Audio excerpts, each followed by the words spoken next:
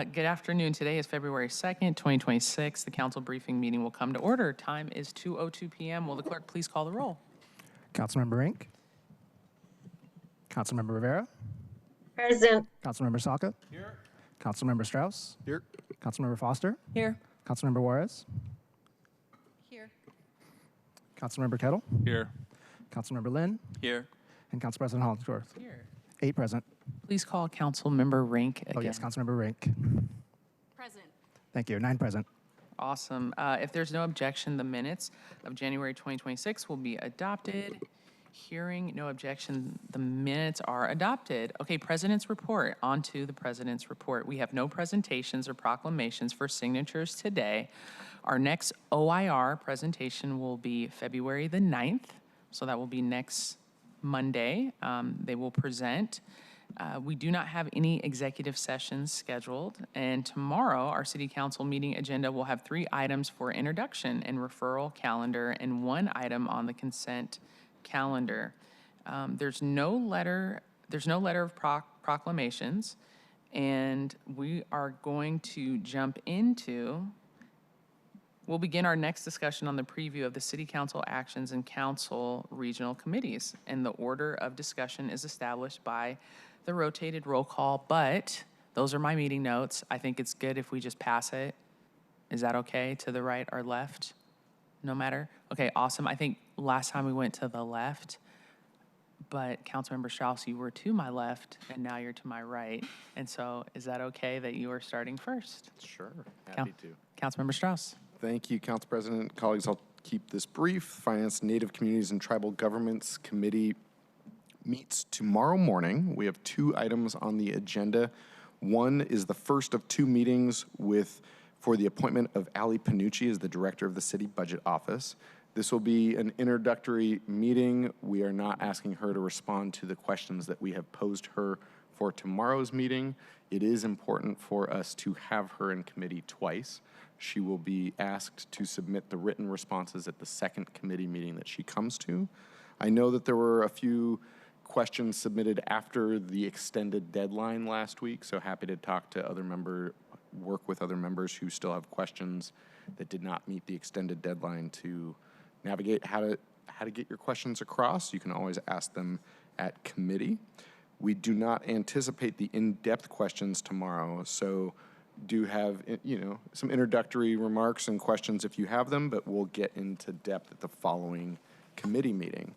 The second item on tomorrow's agenda is the ordinance authorizing the mayor to enter into an interlocal agreement with the Seattle social housing developer. This is our second of 2 meetings regarding this bill, and we are scheduled to vote. I have proposed 1 amendment to the legislation, which I shared with your office last week. This is not an amendment to the interlocal agreement because that would send us back to the start. There are not many opportunities for amendments to this legislation. This is basically the only place to amend the legislation because it is about process, which is that if the interlocal agreement wants to be updated in the future, not only does the mayor need to sign off, but it needs to come through council. This is important because the mayor can make decisions not in the view of the public. When it comes to council, this is the public's opportunity to see and weigh in on the aspects that are contained within the interlocal agreement. So that is simply the only amendment. It does have the support of the Seattle social housing developer, and so we're looking to take a vote tomorrow. There is no legislation coming from my committee to full council tomorrow. With Sound Transit, I explained the big news last week with the cross-lake connection occurring. Please, we'd love to have any and all of you out there. That's the good news about Sound Transit. The harder news is that we are continuing to go through the enterprise initiative at Sound Transit. So colleagues, I do ask that each of you get one-on-one briefings with our Seattle Sound Transit team. There may be in the next quarter a time where they come and present to us either at Transportation Committee or at council briefing. And I want you to be as well prepared as possible for that public meeting. it's a lot of information, so I'm requesting everyone get time with our Seattle team to better understand what's coming down the pike with Sound Transit Enterprise Initiative. There's also an expansion committee next week.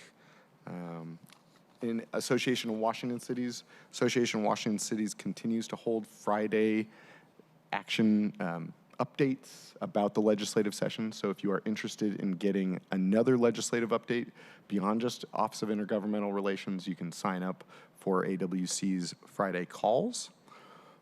Let me know if you need any help with that. And lastly, in District 6, I hosted a town hall at the Greenwood branch of the Seattle Public Library last Wednesday night. It was a great event. About 100 people came out. And for anyone who might have missed the town hall, I will be doing more town halls in the upcoming months. I also have office hours almost every week, unless I have a town hall or there's some of this external committee work taking my time.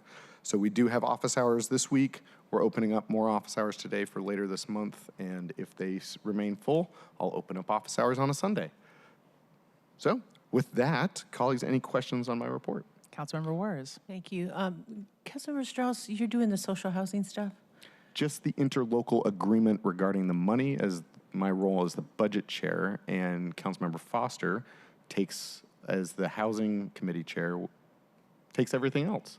Okay, so Councilmember Foster will, and I don't, if you don't have an answer, that's okay. I just want to try to get it clarified here on the ILA. I knew that.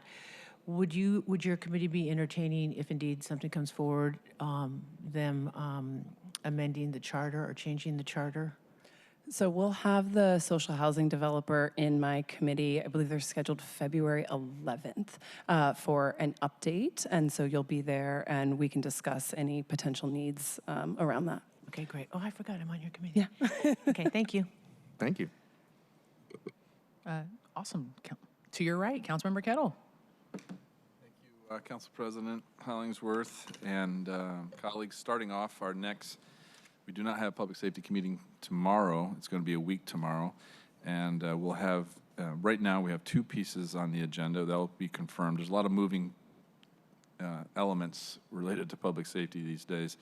But we will have a bill by our colleague, Councilmember Rivera, and also a briefing from OIG, which pertains to basically the public drug use and possession. And so that's going to be coming up a week tomorrow.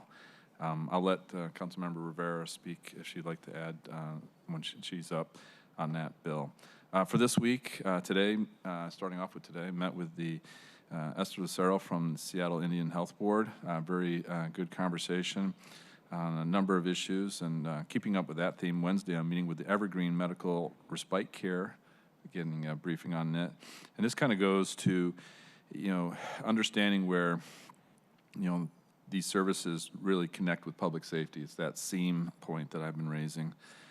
Thursday, meeting with OIR related to Ireland, but also the GBSA that day, talking about advocacy from that side and public safety. And then Friday, the Cascade Bicycle Club. Next week, NIAP. I also have Budget Director Panucci, designee Panucci coming to my office. And then later that week, a little bit with Metro Chamber. They have a new leader, Joe Nguyen, so Metro Chamber and their policy group. And then at the end of next week is the District 7, our latest District 7 Neighborhood Council, which is a council of councils. Downtown, our new Downtown Community Council, Belltown, South Lake Union, Uptown, Queen Anne, Magnolia, bringing all these groups, plus some other single interest organizations, which has really taken off, by the way. And I'll out it right now because they said it to me that they've gone on their own and created a urban district neighborhood council incorporating Cap Hill, bringing in those areas, and they're advocating, to which the executive departments are going to learn the power of the organized groups within District 7, but I'll leave that alone. I don't want to give anything away. Lastly, also will be meeting with the Port of Seattle. One of the things that I'm looking to do this year, I'm engaging with stakeholders, is about creating a City of Seattle maritime strategy. And part of this is really understanding the many elements of the maritime world, and so looking to continue that work. as we move forward, and then later work more and more closely with central staff and so forth. Lastly, I just wanted to know, I know we don't have OAR today related to Olympia, but I am engaging on these bills. Senate Bill 6002, which is ALPR. I did go down for AWC days, and I also had a call meeting with Senator Trudeau on that bill. I will note, you know, with the new time period as it came out of committee, plus the public disclosure requests, you know, hold, those combination with, you know, our bill with all the different pieces in it really addresses all the elements. And also working with Councilmember Rink on mirroring what we've done with CCTV in terms of a pause of the program, if, despite all that we're doing, plus these new pieces potentially coming out of Washington state law, would, you know, put us in good stead, but still give that 60-day hold, similar to what we have in CCTV. Separately, and by the way, I've had calls with some members of our Seattle delegation, including this morning, on that bill, plus House Bill 2526, which was really important.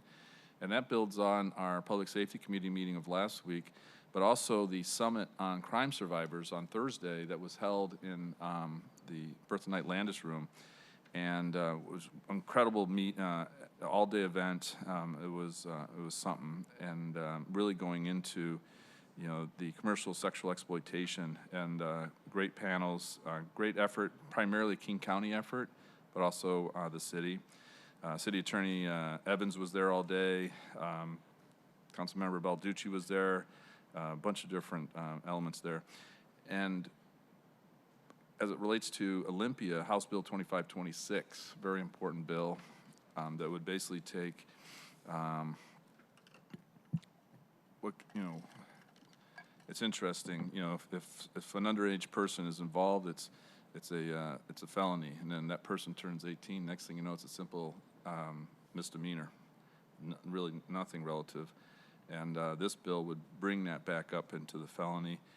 Had a lot of discussions to include with Prosecuting Attorney Mannion on this, and then of course members of the Seattle delegation in Olympia. So very important.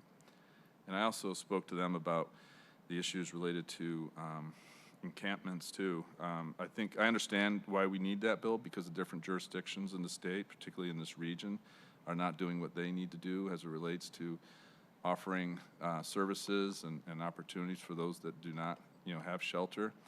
But we need to make sure that our efforts don't get caught up in the web, and then we all of a sudden find ourselves tripping because of something that was involved in this bill. Because we've done a lot of work in this city, and we're going to do more work in the city to include with Mayor Wilson and her team. But if the language in the bill is such that, you know, it kind of trips up our efforts here, that could be problematic, not on the human services side, but also on the public safety side. So I think it's really important for us to engage on that, you know, either via AWC, but also directly with members in Olympia, specifically those in our Seattle delegation. And that is it, Council President. So I will hand it off to my colleague. Are there any questions first before? Almost got away with no questions. No? All right. Councilmember Saka. Thank you, Madam Council President and colleagues. So on the transportation, waterfront, and Seattle Center, that's the formal name of the committee. STEPS, the STEPS committee front. That's safety as in traffic safety. Transportation Engineering Projects, Sports and Experiences Committee. We will be having our second meeting this coming Thursday. The first STEPS committee, as you know, we focus heavily on traffic safety. That was agenda item number 1, Vision Zero progress, status, next steps, impediments to success. This next STEPS committee, we're focusing more on sort of governance and ADA compliance, accessibility more broadly. So first and foremost, we're going to have a briefing from the Department of Transportation on their 2026 proposed levy delivery plan. Every year under the levy, they are required to submit a plan and report on significant levy deliverables for that year. As you know, the department recently transmitted that report, I think on Friday, if my memory serves me correctly, recently. So going to invite the department in, give them an opportunity to kind of report out that work. And it'll be a twofer for me because in my capacity as a levy oversight committee member as well, I think the department is presenting in part on that during the agenda tomorrow, during tomorrow's levy oversight committee meeting. But important conversations going on around what's being planned and to deliver for the levy spending this year. We're going to hear more about it during committee. The next important topic broadly relates to accessibility and ADA compliance, and there's a whole Reynoldson consent decree that we'll learn a little bit more about as well, and how those legal requirements govern our broader accessibility work, but it's more than that, and the department cares more than just mere legal compliance. So we'll learn more about the broader program on Thursday. So excited for that. Just as an aside, colleagues, especially district colleagues, if you haven't already, make sure you get in your projects and work with SDOT on their district project fund. The first big sort of soft deadline is coming up on March 1st that we established during the establishment of that project, the legislation that governs that project. We worked with them hard to establish, and those were the mutually agreed parameters. So March 1st, just under a month from now, is when that first big deadline is. So I encourage you all to work with the department to finalize that. Again, they have suggested projects that don't meet the criteria for delivery under one of the existing many dozens of other programs, whether it's Safe Routes to School, et cetera, et cetera. And you know, we obviously all hear regularly from constituents about other needs. So you know, another option is kind of self-selection, or both, or whatever, your choice. But would encourage you to work with them to finalize by the March 1st deadline. And again, I also mentioned the coming Levy Oversight Committee meeting. That is tomorrow. I'm looking forward to personally joining that again. Let's see, on a much lighter note, happy Black History Month. February 2nd, Black History Month. We get the shortest month of the year, but it's one of the most impactful months. And so just really important time to honor, celebrate, and reflect upon the many tremendous contributions of Black and African-American people in this community, in other communities, that have really contributed so meaningfully and profoundly to our broader society. So happy Black History Month. I'm excited this year visiting a number of schools within my own district, schools of all sizes, including preschools, but excited to later this week going to join an assembly at Genesee Hill Elementary in West Seattle, where they invited me to come talk more about Black history for the students at Genesee Hill. So looking forward to that. Should also note this morning I attended the Seattle Police Chief Year in Review presentation to the community. First initiative, kind of a look back at 2025, what the department worked on and accomplished, and kind of the path ahead. And so was excited to be able to attend that with many members of the community partners, et cetera. Saw some elected colleagues there, including Public Safety Committee Chair Kettle, City Attorney Evans, and King County Prosecutor Lisa Mannion were there, as well as members from the Mayor's Office. But attended that meeting today. I had some really productive meetings recently with some constituents in my community, including the West Seattle Food Bank. Did a site tour and visit last week. Great to learn more about the highly impactful work they do firsthand. Also had a great conversation with folks from the Transitional Resources, which they operate, amongst other things, a transitional permanent supportive housing set of facilities on Avalon in my district, and so learn more about their great work firsthand. So we'll not give an exhaustive list of all my productive meetings over the last week, but all that's to say, that's steps in a nutshell, and looking forward to working with you all to bring all the great things to life. Welcome any comments, questions, if any. If Awesome. not, Thank you, Councilmember Saka. If we could go to Councilmember Rivera, it would seem like pretty easy to go to the right because you're up on the screen. So awesome. Councilmember Rivera. Okay, thank you, Council President. Good afternoon, colleagues. All right. It's a hard day. I know we're all coming to grips with the horrible news from this weekend. As you all know, two teenagers who are believed to be Seattle Public School students were shot and killed. My heart just breaks for these children, not only these children's families, for our community and our city across the board. There are no words to express the loss of a child. And I just so feel for their parents and families, and all of the Rainier Beach community, who I know are suffering this together. Colleagues, I mean, we all know this. As a city, we need to do better to keep our kids safe. As you know, with your support, I added $25,000 in last year for this year's budget to fund a youth gun violence summit, so we can learn more about other cities who, like Baltimore, who've been successful in significantly reducing gun violence in their cities. I've already started at the start of the year, and actually at the end of the end of the year, I started conversations and putting together a proposal for what a summit will look like. And I look forward to sharing that proposal once we're further along.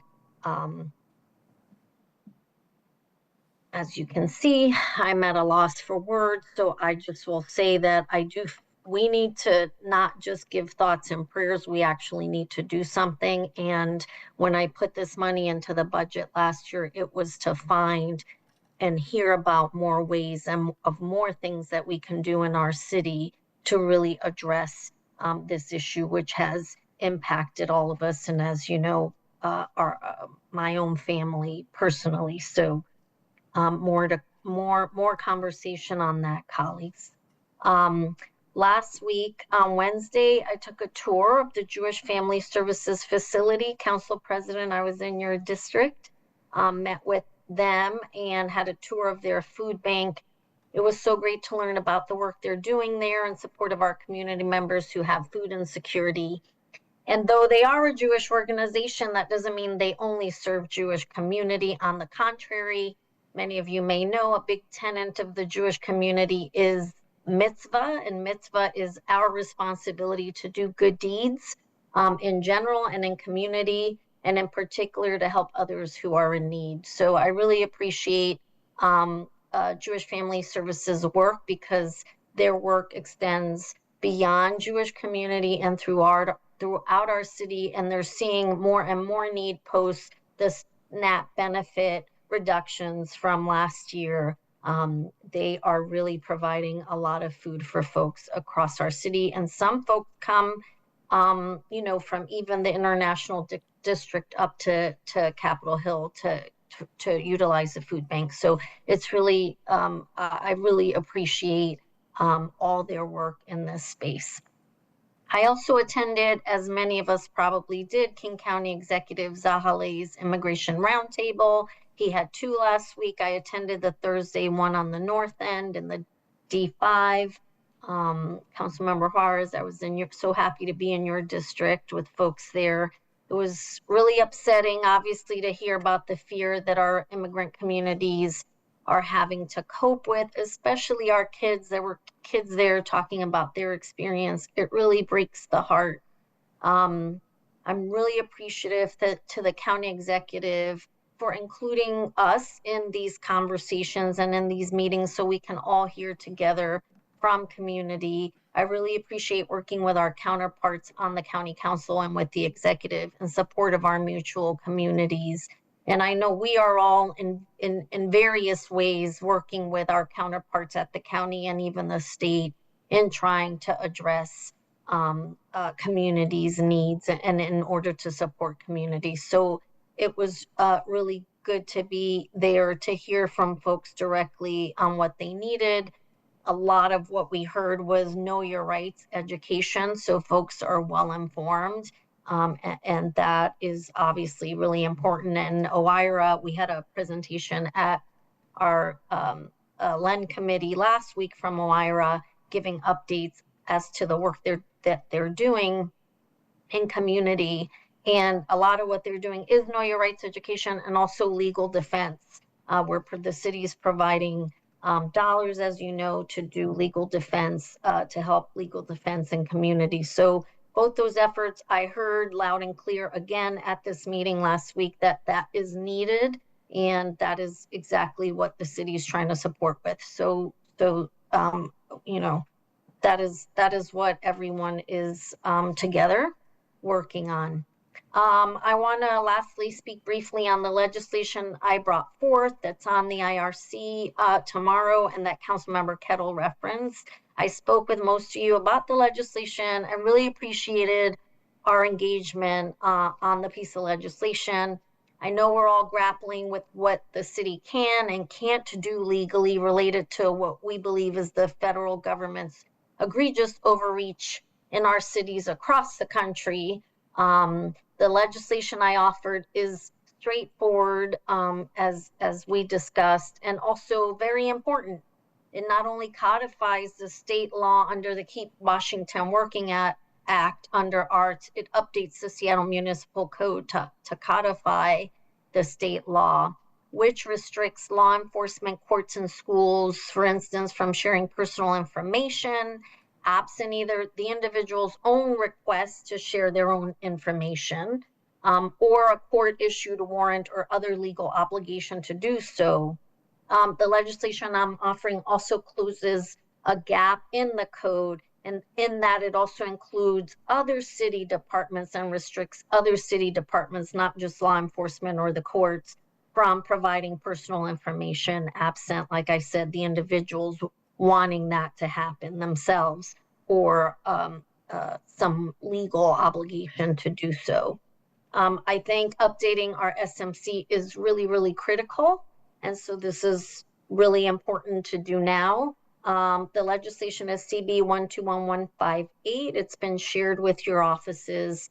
And I look forward to your support when it comes before the committee, which is scheduled to be, as Councilmember Kettle said, public safety.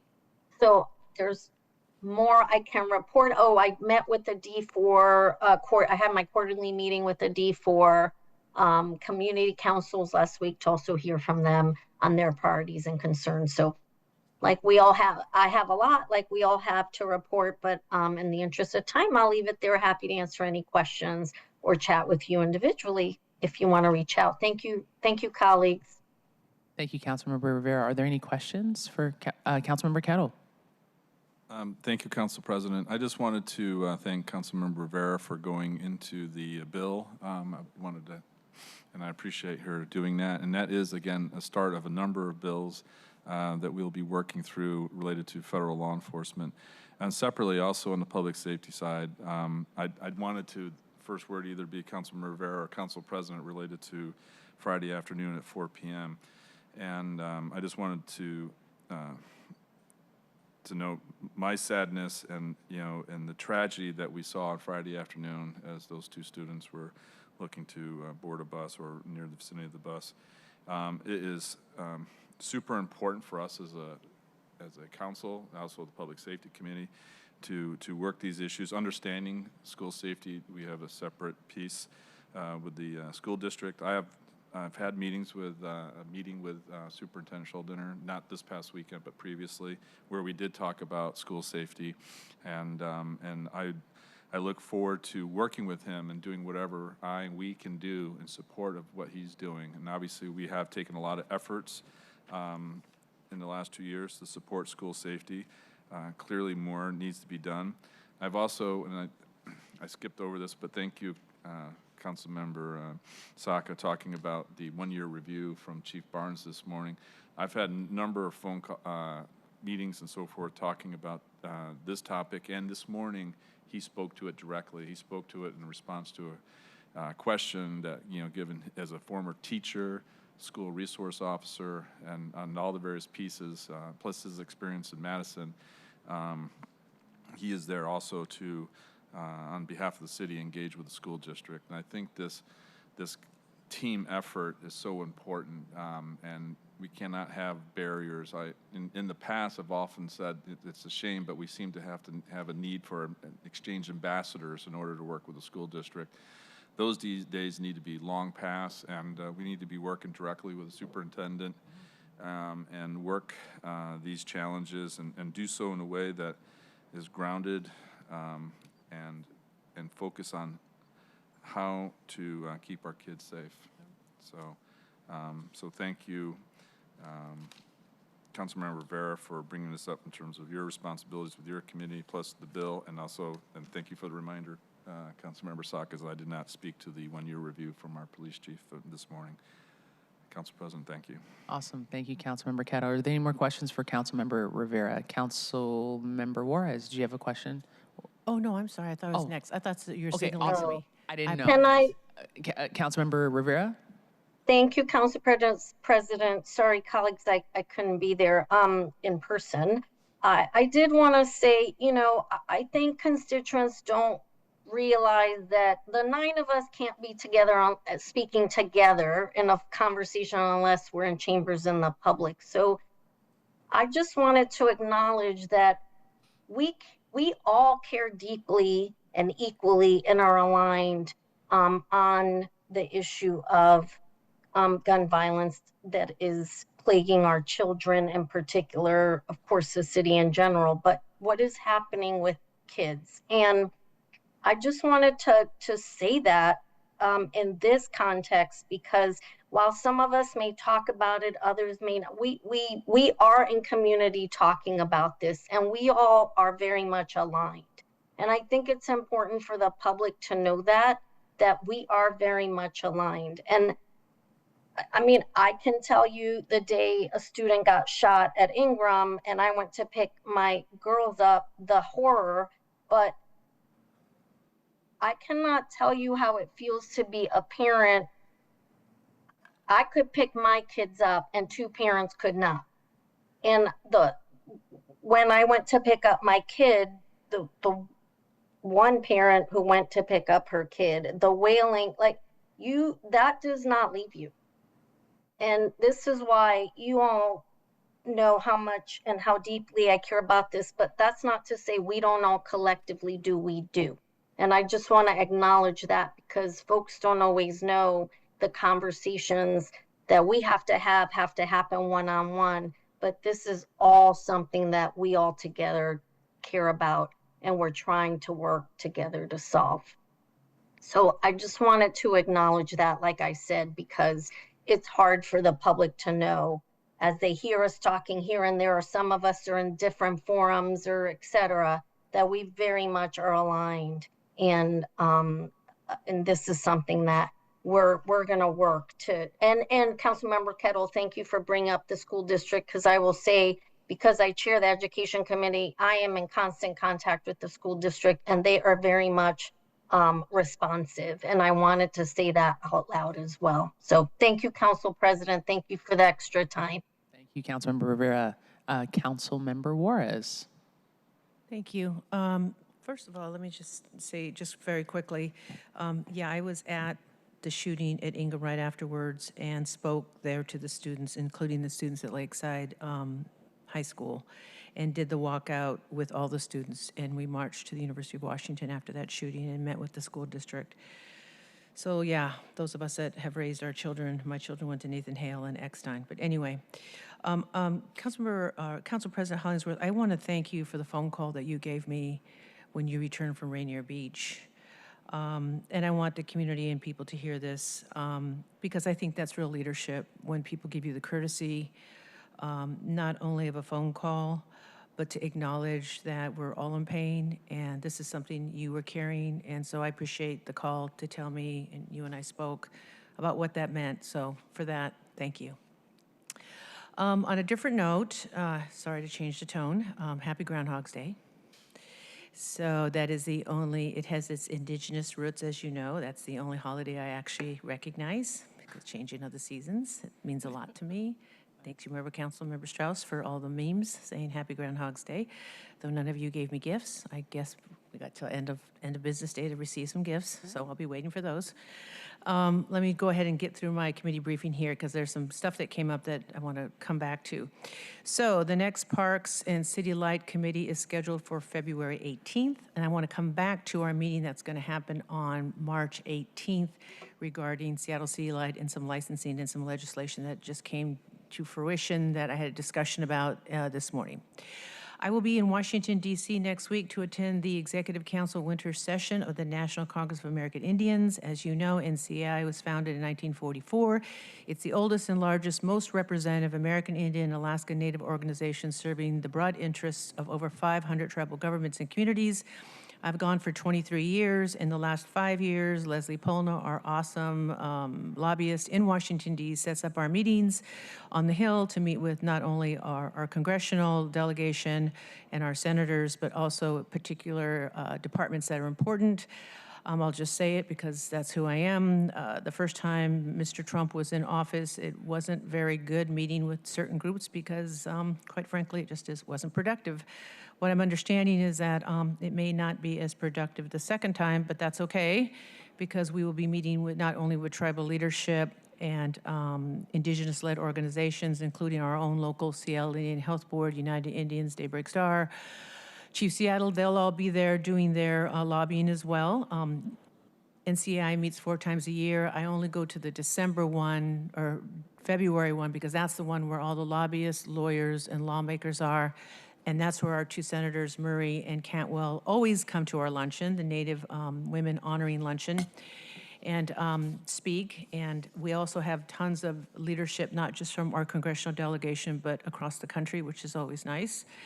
The issues that we touch on and work with on the city side and on the tribal government side and on indigenous-led organizations side is appropriations and budget, cultural protection, economic development, environmental sustainability, infrastructure, community development, international advocacy, land and natural resources, legal governance, public safety, and social resources. And often I'm asked to either chair one of these or some of these.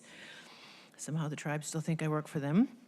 And also another big shout out to Leslie Polner. She will be coordinating some of our meetings. She also attends our luncheon, sets up our meetings with our congressional delegation.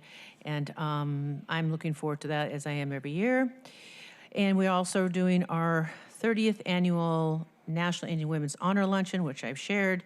It's organized by our own Auntie Julie Johnson, who's chair of the Native American Caucus, but this is something that we do separately that's not political, that we honor Native women who are leaders in city government, state government, and tribal government who are elected, and not just elected, but doing other things for their community. Again, Senator Maria Cantwell will speak, and of course, Senator Cantwell and Senator Murray take turns kind of emceeing or being our keynotes. And we will also have Lieutenant Governor Peggy Flanagan out of Minnesota, who's also a dear friend of mine. She'll be speaking, and she's there every year with me. I will be emceeing the luncheon again with Councilmember Teresa Shelton from the Tulalip Tribal Council. And this year, we're honoring 2 very dear friends of mine. Ashley Cornforth is the Secretary-Treasurer of the Shanapiki Mdewakan Sioux community, serves on the tribe's business council, and oversees the day-to-day operations. She's also the treasurer of NCAI. And another dear friend of mine, I'm dating myself, going back to the 80s, Vareen Martin. She's the Vice President, Director of Tribal and Corporate Relations for Native American Finance Officers Association, which I used to be a member of and chair since 1982. Well, that's when it started. I wasn't on it in 82. She serves as an advisory member to the American Indian Chamber of Commerce that was recently created, the American Chamber of Commerce in Oklahoma, et cetera. I want to shout out to Vareen and these women who I've worked with for 2 or 3 decades are the ones that push the IRS to give tribes the same tax-exempt status as states and government and local municipalities. in issuing tax-exempt bonds for essential governmental services, which is really key. That was probably 30 years in the making, and it finally happened. And it happened under the Biden administration, by the way. All right, so moving on with that, getting back to Seattle City Light, I had a meeting this morning, a briefing from Maura, our friend Maura, and Craig Smith. And so we have a lot going on. We're going to have a big meeting on March 18th. Let me just briefly get through this. I know it's a little wonky, but I wanted to get through it as I was handwriting it down. Number one is the legislation that's happening now, House Bill 2515 and Senate Bill 6171, regarding data centers and large bill loads.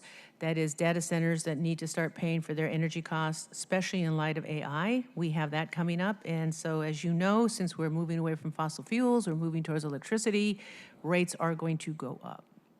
And so we'll have that in committee as many times as it takes to get it right. The big deal here is, and this has been going on since the 90s, is the Skagit Hydro relicensing.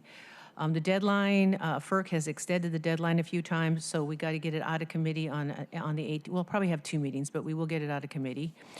And it is the relicensing for the Skagit Hydro dams and the 2026 Integrated Resource Plan, also known as the IRO. And of course, as you know, it will also address some of the rate changes. And I want to thank Councilmember Rink, who used to chair this, who knows all about this stuff. So this is going to be very exciting. And meeting with Maura and learning what's going on, and Craig, on the federal side, they are working with Representative Larson on the bill to FEMA reform bill. And I have a copy of that if anyone is inclined to look at it. You don't have to. So we got stuff going on with making the switch from fossil to electric, recognizing the data centers, not just AI and what that's going to do, but rates. You know, if you pull here, something's going to happen over here. So we're going to have to look at rates and what that means and who's going to be paying more. I'm really happy to hear that on the state side and the federal side that they're looking at it. And then our governor came out in early January and then later on through a ProPublica report to bring up that data centers need to start paying their fair share. I don't say fair share, that doesn't really sound right. We just got to up those costs so that it doesn't go to the individual residential ratepayer. Councilmember, did you have something you want to say? I don't think you want to offer me that opportunity on Groundhog's Day. Okay, I just saw you shaking your head, so I'm sorry the judge came out at me like, is there something you want to say? But, okay. But it is an issue, and aren't you in my committee? Yes, this is what I mean. I won't take up any more airtime, but this rates conversation that you're having was with Councilmember Rink as the last chair. It's just one that we urgently need to have and with the public. And so thank you for being our leader. You and I talked offline about this, what this means. So this is, I know it's not new, and I know with Councilmember Rink as well. So I'm just so excited and thrilled to do this. So that being said, happy Groundhog's Day. Thank you. Thank you, Councilmember Juarez, and it's great to hear your excitement for Seattle City Light and for rates. I know you're going to do a phenomenal job, and we're so happy that you are leading that committee. Thank you, Councilmember Juarez. Councilmember Foster. Yeah, thank you, Council President, and happy Groundhog's Day. I hope my team is back there scrounging up a gift right now, so we can get that to you by the end of the day. Yeah, we'll see what we can do. We'll see what we can do. And on the note of holidays, happy Black History Month. And I will say I'm happy, colleagues, that I'm working on the Black History Month proclamation. And I just want to let you all know it's on CP time. So that's why we don't have any proclamations. Council President time, right? Yep, that's right. If any colleagues don't know, don't ask in committee. I'll tell you behind closed doors. That's right. So it'll be right on time, right on CP time. So very much looking forward to doing that, and thank you, colleagues, for giving me the honor of doing that. Why don't I say things that I'm excited about for now, and appreciate the Council President. Last Friday, you invited me, and it was an honor to get to attend with you at Washington Middle School, and I'm sure you'll speak more about this in your remarks, but I just want to uplift your leadership and say thank you for making this possible.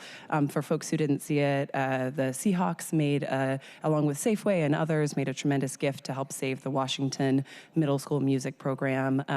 But what folks may not know is that was really Council President's leadership, so I want to appreciate you for that here today. Thank you. And it was an honor to join you there. I'm excited because I have my voice back and I get to talk about the things that I've been doing. So it's been a great first month in office here. I've had lots of great meetings. Colleagues, I was honored to be selected as the vice chair of the Board of Health. So thank you to my colleagues who sit on that committee for your support, and really excited about the work there, particularly in the moment that we are in, where we are seeing changes in vaccination schedules and things that impact core public health services, where we are seeing people lose access to their Medicaid and Medicare, and that's going to continue in the next few years with some of the rule changes. Public health's work is incredibly important, so I'm honored to have that designation and to serve there with my colleagues. I have also been doing meetings with lots of folks in the housing community.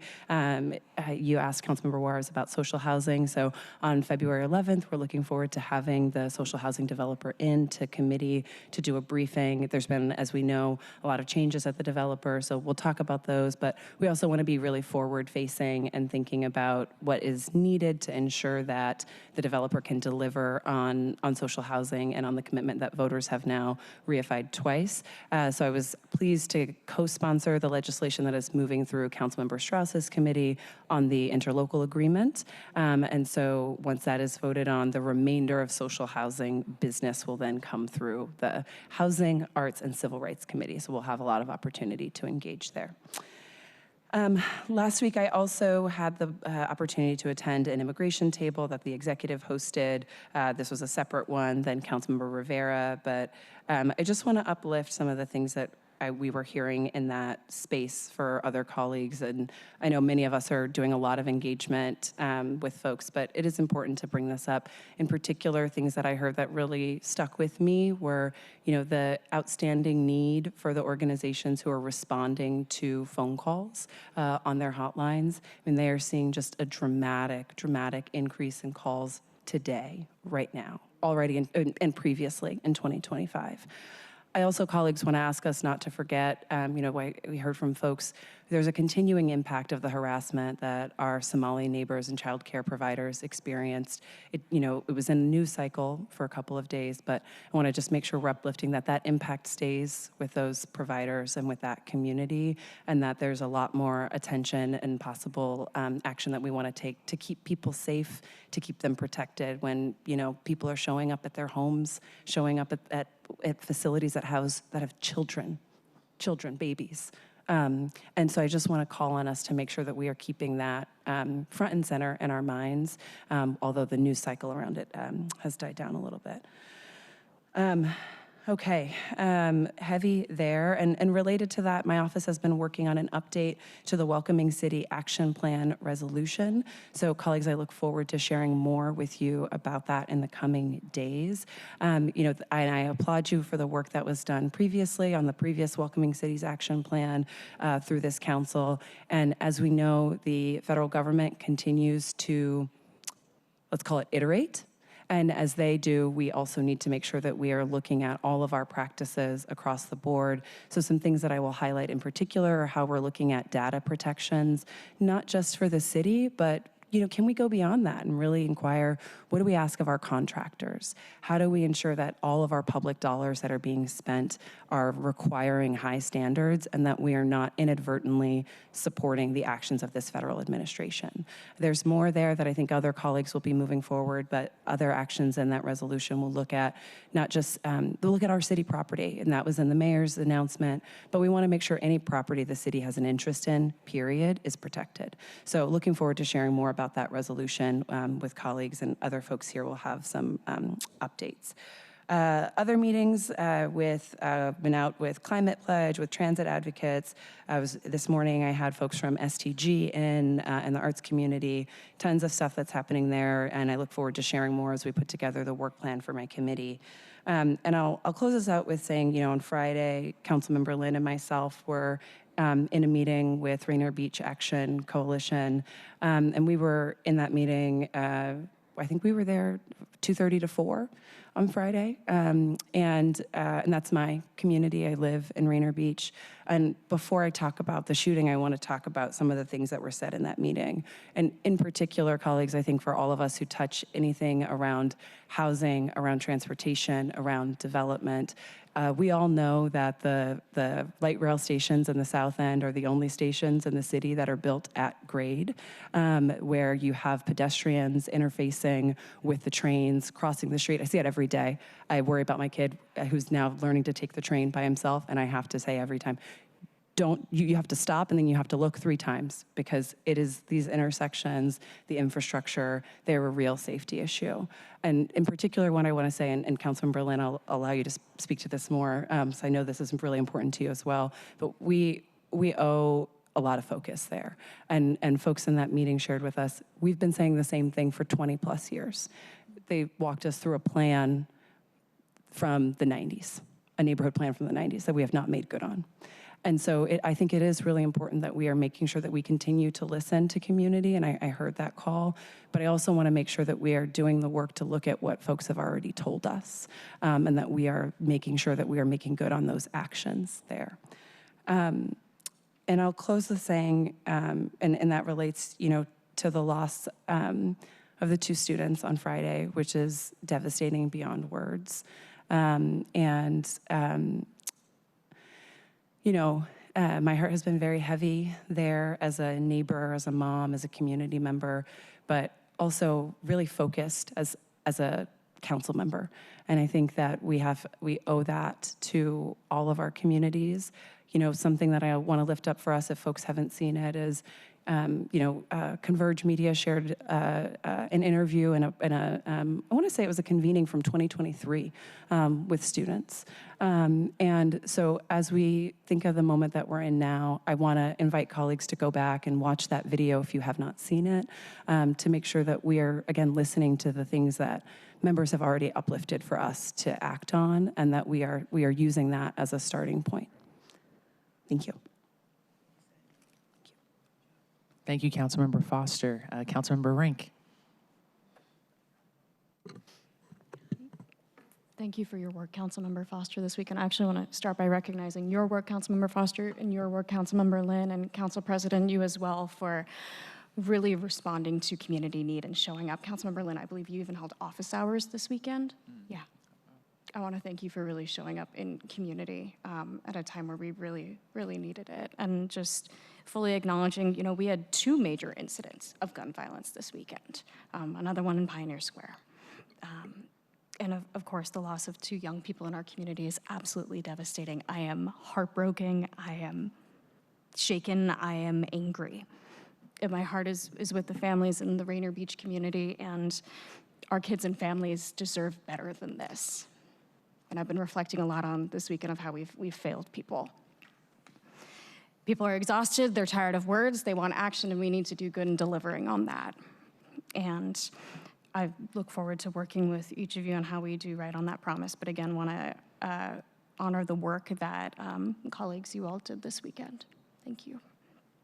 To that point, I'll be moving on for a couple of points related to committee and then close with some other pieces related to community events. Our first meeting of the Human Services, Labor, and Economic Development Committee meeting is happening this Friday, February 6th at 9:30 a.m.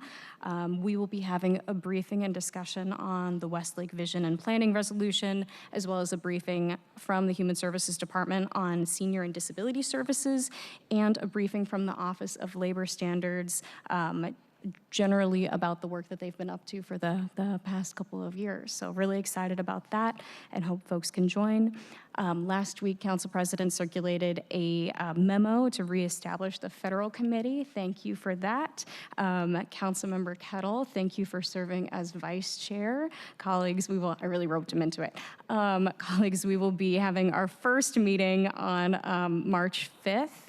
I know many offices are working on legislation related to federal response. I know our office is working on like 5 different things right now. And so colleagues, I just ask if we can just have conversations about, however much you're comfortable sharing would be great, but just want to recognize that not every piece of legislation needs to run through federal committee. I know last year we took up the Welcoming City Resolution in committee, but we took up Seattle Shield in finance. And so want to acknowledge that, but also work carefully on committee planning. I know I've been in conversation with other committee chairs on separate pieces of legislation and where we route things to. We know we want to move urgently, and so just ask for some open communication so we can do that careful planning work and make sure legislation can be heard in a timely fashion.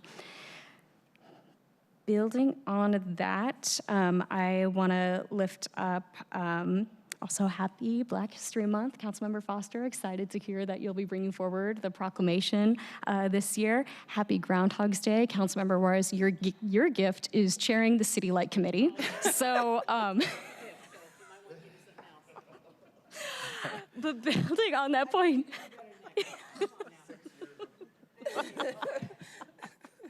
I want to express a lot of gratitude to you. I'll work on it. I'll work on it. But I truly want to express also my gratitude for you taking on that committee. The utility, it's an incredible thing that we have a public utility like City Light, and we need to do right by stewarding it well for the sake of ratepayers across the city. And there's a lot facing the utility. Things have been, just over the past year, heading in a better place, but still things are fragile. And so wishing best of luck on the committee. I wish I was on the committee at least this year, but I still want to be. God bless you. We all got a lot of work to do, but thank you for shepherding the utility during this time. And I'll close with a couple of external events. Council President, I joined last Monday at Horizon House for their groundbreaking. Just really exciting to see development happening in First Hill area. And I can't recall off the top of my head how many floors there's going to be in the new building. It's something tall. Over 30 or Over something. 30 Yeah. floors. So just really exciting to see more senior housing coming into the city. It makes a real difference when we're talking about keeping families together. If you can be nearby to be able to go visit your folks, that's really important. And lastly, I wanted to touch on an event I went to called the Arts to Ashes performance at Ben Arroyo Hall to honor International Holocaust Remembrance Day and the liberation of Auschwitz. As you can imagine, the themes of the performance certainly resonated with what we're experiencing today when we're talking about discrimination, racism, concentration camps, and genocide. And so I just want to lift up that there's a lot of incredible community events happening. Art continues to be just a powerful vehicle for really conveying a message, but also kind of drawing and tying together our history. And so wanted to recognize that, encourage everyone to go to things at Ben Arroyo Hall. We have an incredible arts community. And with that, those are my updates for today. Happy to take any questions. Any questions for Councilmember Rank? Awesome. Thank you, Councilmember Rank. Councilmember Lynn. Thank you, Council President. Just start off briefly, do have Land Use Committee meeting this week. It's going to be on the State Environmental Policy Act thresholds. So look forward to having that discussion. This coming Saturday, there will be a Chinese expulsion remembrance march. So if you don't know, back in the late 1800s, there was a lot of mob activity where Chinese communities were being attacked and driven out of places in LA and San Francisco and Tacoma and Seattle. And so there will be a remembrance march starting around 10 in Hinghey Park. So we'll be attending that. Thank you, Councilmember Foster, for talking about the Rainier Beach Action Coalition. I think it was devastating to walk out of that meeting. It was both sort of a reminder of the lack of investment, the poor choices we've made to certain communities, and the harm that's happened, and then to walk out of that meeting getting alerts about the shooting just a few blocks away. Just want to speak about this weekend, or the Friday, what the events of this weekend, this coming week. I do want to say thank you to Council President Hollingsworth for being there Friday, and for Councilmember Foster for being there. And others that showed up. The mayor's office showed up and was getting a ticket for one of the moms was not in the area and needed a flight, and they were getting her a flight immediately. The mayor was on the plane, and the first thing she did when she got off the plane was to show up, and that, I think, was meaningful.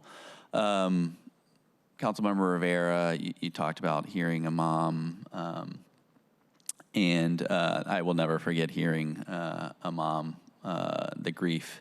I can't imagine anything worse in life than losing your child that way, and I will never forget hearing that grief. And so, and it is painful. So not only Black History Month, it's also Black Lives Matter at School Week.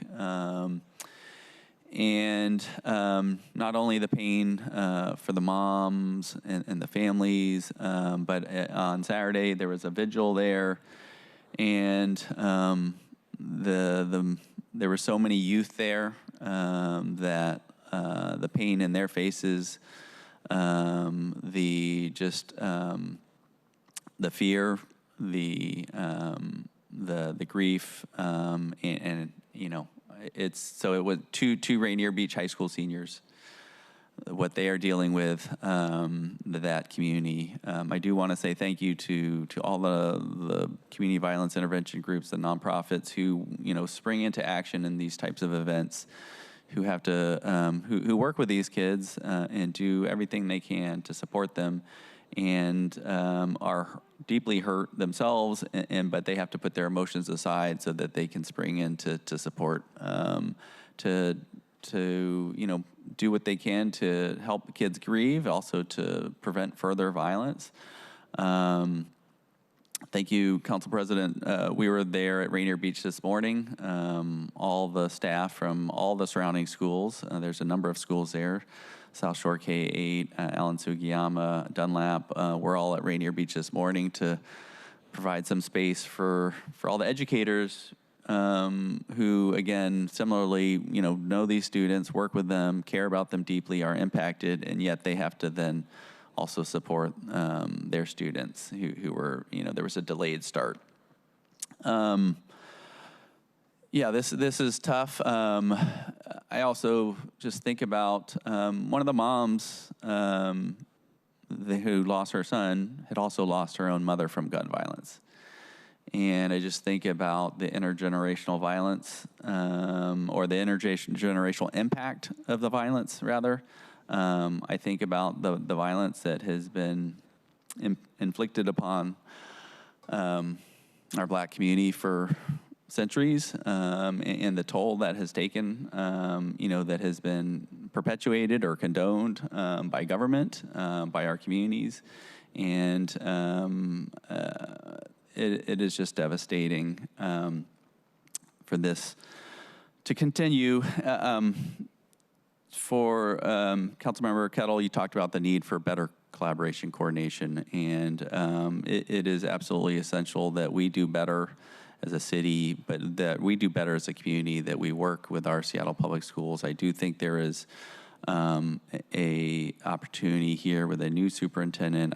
There is strong interest in the school board members that I've spoken to and I've met with school board members earlier last week who want to have more regular meetings with us, to collaborate with Seattle Police Department and Parks and our community violence intervention nonprofits, our housing providers, Seattle Housing Authority, and many of our other housing providers who work with our youth.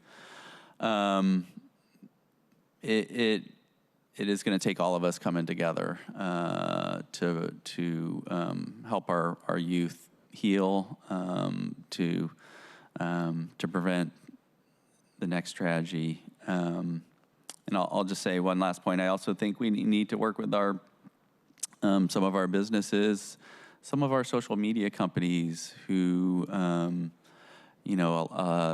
oftentimes there can be some escalation that occurs on social media, and there's been an effort I heard from the principal today who was telling her kids, her students to get off social media because of the trauma it can further. And so I think we need to work with them as well on the real mental health impacts that have continued to worsen.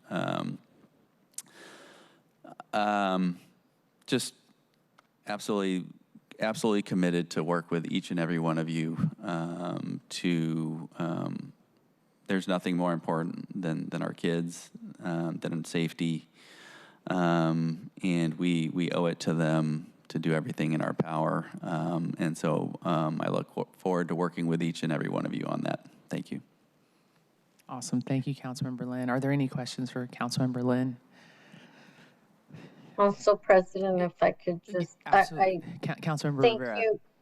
Yeah, thank you, Councilmember Lynn. I know it's your district, and so it was a hard weekend for you personally, and thank you for being there with your constituents and I always say I represent one area of the city, but we all represent the entire city, and I care about the entire city. So thank you for being there. I wholeheartedly agree about working together. And I will say the impacts of social media should not be downplayed. And I know that the schools do in some classrooms, kids have to put their phones away so they can learn, but this is beyond just the schools, right? This is I don't know what we can do together. And I know there's a couple bills in Olympia related to AI and kids. And so we need to support those efforts as well. But making sure that we are doing all we can to support kids get off social media, not just, when they're at school, but just in general, because I do think it's having studies show it has a huge impact. So thank you for uplifting that, and thank you for being there with community this weekend is what I wanted to say. Thank you. Awesome. Thank you. Oh, go ahead. I just want to say thank you for that, and it is impacting all of our districts. Obviously, we've had gun violence in schools and around schools and across the city. Rainier Beach has been particularly hard hit for many, many years. I do just want to say one more thing. There has been a call from the community for community members to show up after dismissal, so from approximately 3:30 to 5 down at Rainier and Henderson. So we'll be down, and that'll be all week. So we'll be down there as much as we can, but just to, show some love for this community, that they really need it. So thank you. Awesome. Thank you, Councilmember Lynn. And not trying to switch subjects because I will talk about that, but I'll get through some of my items of business. So first off, happy Groundhog Day. I don't have a gift for you. I'm gonna just be honest. So, sorry. Everyone went around the table and no one said "Go Hawks" because this is our. I just wanted to highlight that. Okay, this is our last Monday briefing before Super Bowl Sunday. Just wanted to say it, so I'll say it for all of us. Okay, go Hawks, Hawks, Hawks. Very excited about Black History Month. It's going to be. Thank you, Councilmember Foster, for taking that on. I know. Councilmember Saka did one. I think we did one together, Councilmember Solomon. So it's a tradition that our Black council members, we pass the torch. We are so grateful for you to take that on. It's been 100 years celebrating Black History Month, so awesome. And I do want to say, during this time, there's a lot of stuff going on in the federal government. A lot of people don't know a lot of erasure is happening for Black communities and Black history all across the country, whether it's in Philadelphia, museums, they're taking names down, parks, all these different things. I think it's important that we're highlighting and preserving that history. So thank you, Councilmember Foster, for taking that on. The one thing about going last, which is great, is that an event that I went with you at that I forgot about, you all have highlighted that, so thank you. I will jump into our governance utilities meeting. Will be Thursday, February 12th. That will be at 9:30. We are not finished with the agenda, but we will have items from SPU and information technology as well. So we're still figuring that piece out. We also had the Regional Water Quality Committee. Councilmember Kettle, I'm sorry you're not on that committee with me anymore. Very sad. But I know that we have a new member, Councilmember Lynn, who's going to be joining us. Thank you for that. So we did the work plan agenda for the first meeting. Phenomenal.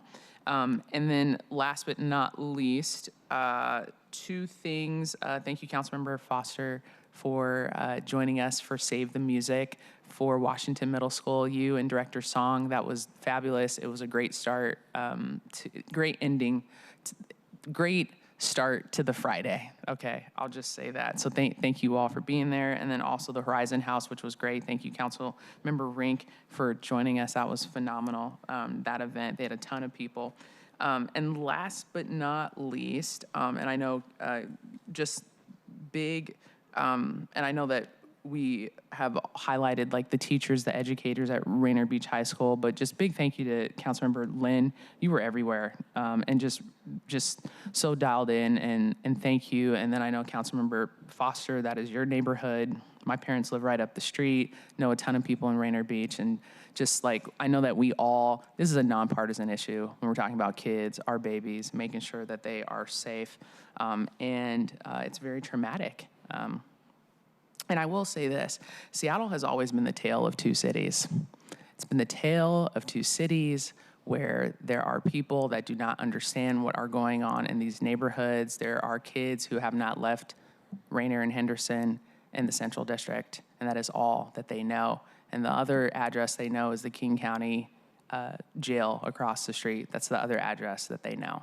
So understanding that Seattle's been the tale of two cities, that we need to listen. Thank you, Councilmember Foster, for highlighting that we just need to listen to what these communities have asked for. They said it 2 years ago. They're going to say it again. They said it today, this morning, when we're walking the halls and talking to them. They said it again. We just need to implement that and make sure that those resources are there and we pay attention. And the underinvestment that we've done in Rainier Beach, average household income of a Black family, $55,000. That is the Black History Month thing. And I appreciate you you always, colleagues, listening to that and uplifting that and trying to shift resources so we can make sure that communities are well-resourced. Last but not least, what I will do, because I believe that if kids knew their history, it would reveal their potential greatness. So for Black History Month, once a week, I'm going to highlight an amazing person with an artifact. Councilmember Strauss and his dad have seen my collection. They haven't seen all of it, but they've seen my collection. So I'm gonna bring an item once a week, and I'm gonna highlight it. So hopefully you all, it's only gonna be 1 minute. We're gonna have 1 minute of Black History Month artifacts. Week one's going to be Althea Gibson magazine. We'll talk about her. The second one will be a book from the 1800s, Booker T. Washington, his first book, Up From Slavery. I have that first edition. Third one's going to be a Marian Anderson. She was on the cover in 1950, first Black woman on the front of a cover. And I also have a signed autograph thing from her. You will all see that, and we're going to talk about this so the kids can kind of see it, and we'll cut it, because if they knew their history, it would reveal their potential greatness. And last but not least, for the fourth week, we're going to have a book from the 1800s from Paul Laurence Dunbar. He was a poet. I do have something from Shirley Chisholm. I can bring that as well. We can do a double one on week 4. I have yes. I just want to know, y'all get a month, we get 1 day. Understood. Okay, just gonna point that out. We can, understood. I believe Councilmember Strauss would like to comment. Well, you get a day, but you had to make that day, Council President Emeritus Juarez.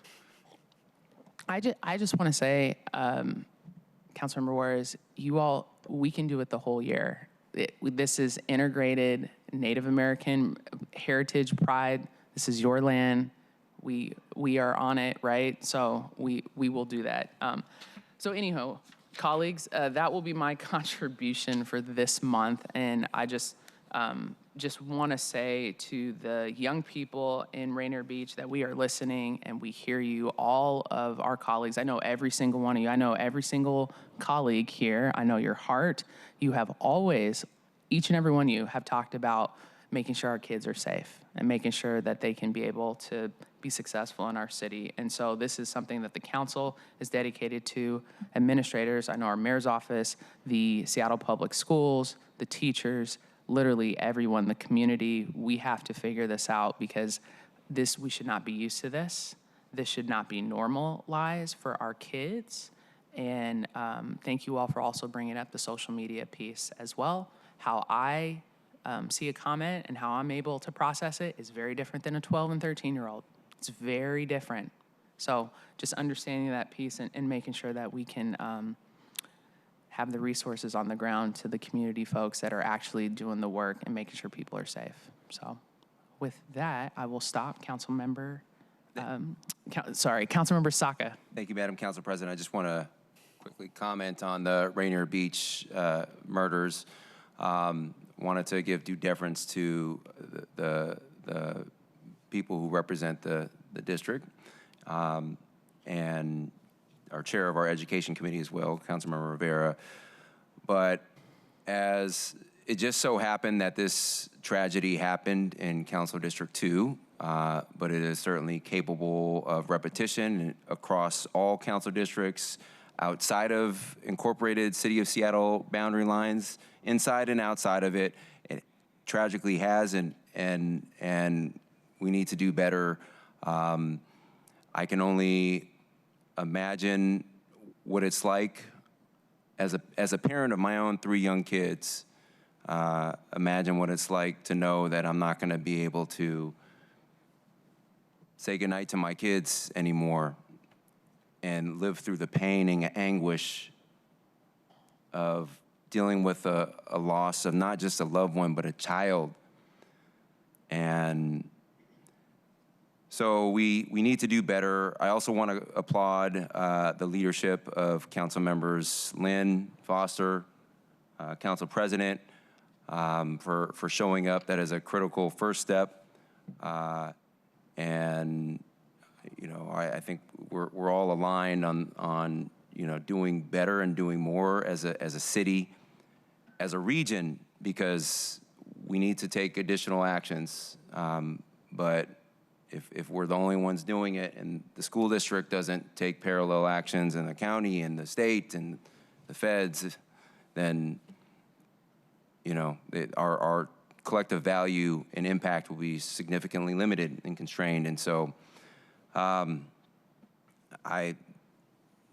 this has been weighing heavily on me as well, and I'll never forget losing a Chief Sealth International High School student the very first month of my first term in office, or my term in office in January, 15-year-old Mubarak Adam. And so I've leveraged community insight and feedback into various policy things and approaches that I've taken, including most recently during this fall budget process. Community was asking for more after-school programming and through parks, and so we had $250,000 for that. And so I know we're all committed to this work, but do want to applaud the leadership of my colleagues for showing up.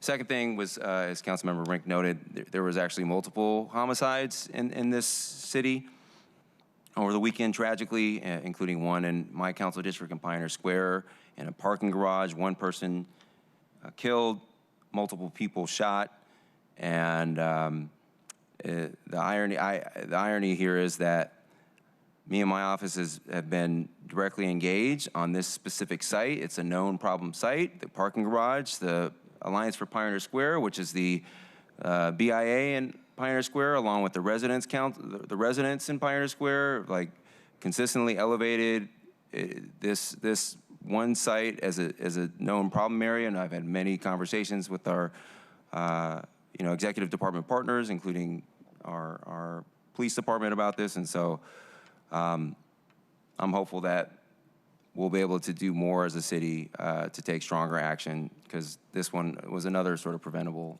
tragedy. So in any event, on a significantly lighter note, yes, happy Groundhog's Day. Happy Groundhog's Day. I'm told that Poxitony Phil, is that the groundhog's name? You saw a shadow in six months? We don't recognize Phil. I know. That top hat has I got know. to go. But he did see a shadow. I don't care what Phil saw. That's not how we do it. But There thank it you, is. Councilmember Saka. There it is. It is Groundhog's Day. Yeah. You That good? is all. Okay. Thank you. Team effort. Team effort with everything going on. All right. Is there any further business to come before the council? Council President. Council member? Last thing, just recognizing that Maslow took his hierarchy of needs and stole it from the Blackfeet Nation. Thank you. That is, pardon me, history. Absolutely. Thank you, Councilmember Strauss. All right, if there's no further business, this meeting is adjourned. It is 3:21. Thank you, colleagues. Go Hawks.